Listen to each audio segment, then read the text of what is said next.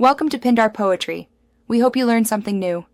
You start by confirming essentials and taking action immediately. Back up anything you need, then verify drive ID, interface, and firmware so you target the right device. Once done, boot into a rescue USB or installer with admin rights. Make sure that the SSD is not mounted. Open the partitioning tool or disk utility, identify the corrupted SSD by size and serial. Now issue the first destructive command, unmount. Then zero the partition table, so the device is writable for reformatting. You now perform the core recovery, secure erase or low-level overwrite.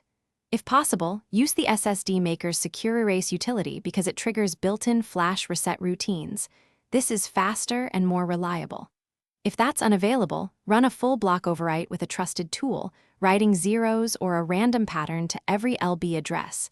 This clears corrupt metadata.